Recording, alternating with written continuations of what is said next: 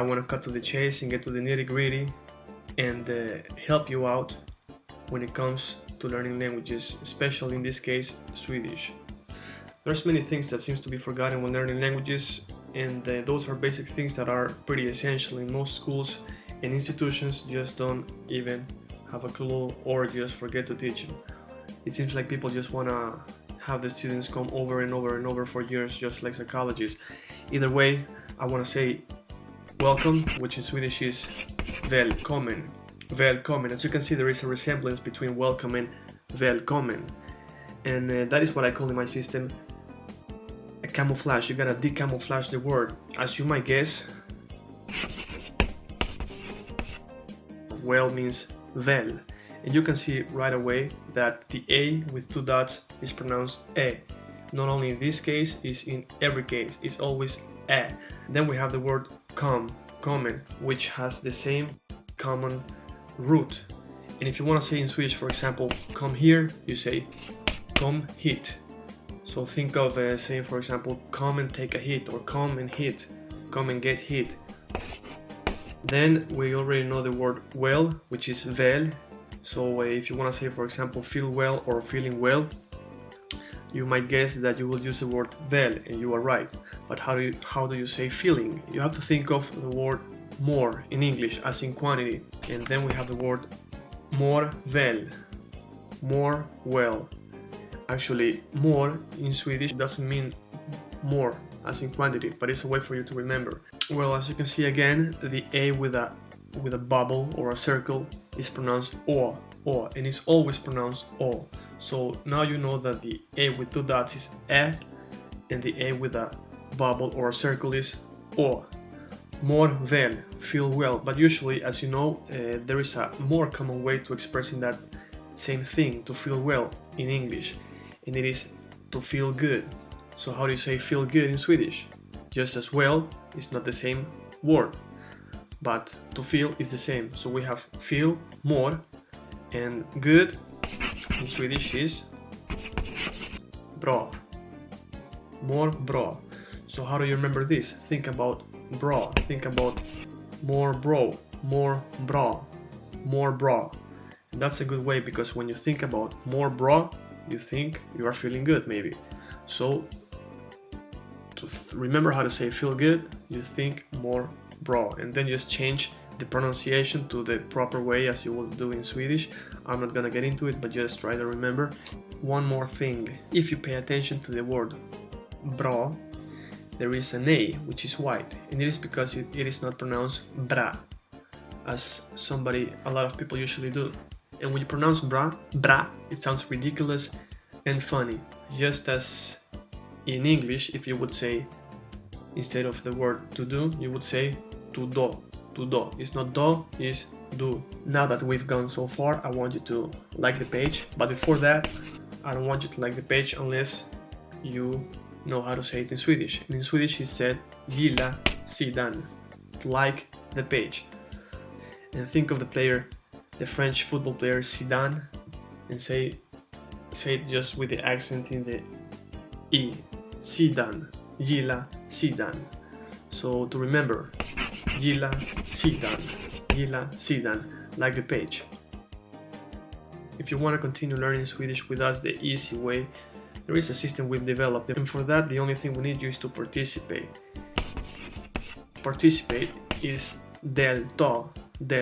Think of delta like the river delta, or the letter delta in Greek, if you have any idea about it. So participate is delta, like the river delta. That's participate. Just as in participate, in this case in Swedish, delta means del, it means part, and to take, just as in English, to take part of something. When you take part, you are participating. So if you want to say, for example, to take in Swedish, you say att ta. And as you can see right here, we have the A in the word ta, and take part. They have a lighter shade than the other letters, and that is because there is a difference in take part on how the A is pronounced. You say take part, a, take part. And here we have at ta. It's not ta, it's to, just like in bra. It's not bra, it's bra. There's nothing really crazy about it. It's pretty awesome. At to take. Now that we know that, we can, for example, try to say how to speak. If you want to say in Swedish to speak, you would say att tala. So you have to, tala, participate, delta, att ta, and then we have att tala. As you can see, to is at when it comes to the infinitive form of a verb, and that is pretty much it for this video. But before, I want to do some Q&As,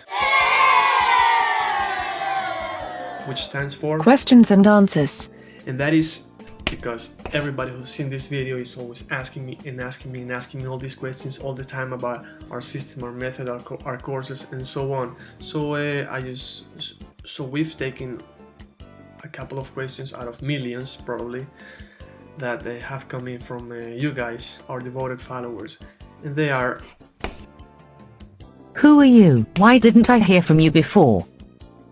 Who sent you? Well, first of all, I want to say thanks to everybody who wrote.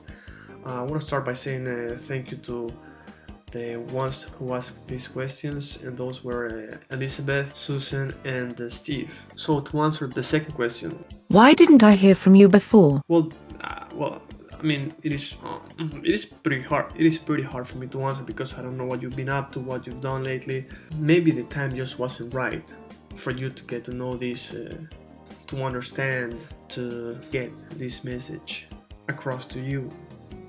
And thanks a lot, Elizabeth. To answer the first question, who are you? Well, I wanna start by telling you what I've been up to. Actually, you know, I've held my first course in 2004, so you can make the math and how many years that's been and how much experience I've gotten. And I've been teaching languages before I even started doing other things after that. I do speak and I teach in many languages, and in my experience as an interpreting translator, I've noticed that a lot of people have been living in Sweden, for example, for years, maybe 10 years, 5 years, 20 years, and just don't know how to speak in Swedish because everybody speaks in English, or maybe they thought that they were gonna stay here just for a couple of months, and they didn't know that actually with the right instructions they could really learn good basics and good foundations if you use the right system, which is the one we have developed. I have also been working on developing this method, this system that unconsciously makes the people learn in a much better way. If you haven't noticed, throughout these videos, out of the 33 plus FF techniques that we are using, most of them have been used even though you don't notice, because that's part of the strategy of the teaching system and method. And to answer the last question, who sent me, I think it was God, to help you help yourself. And now that we have these questions answered, and before we leave,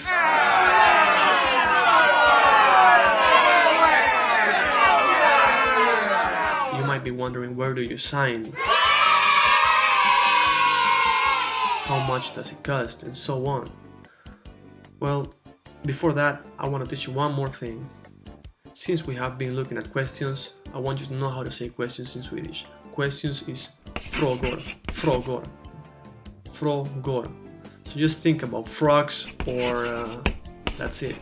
Frog or frog or frog or a frog or what? That's a question. That is the question. A frog or, but just change the pronunciation and say, instead of frog or, say frågor, frågor. And that is actually perfect in English because it's frog space or. And in Swedish there is a melody, and in this melody you need to give space, empty space, frågor, frågor, and that's it. That's it. I gotta go right now. Aww. But I might see you next time.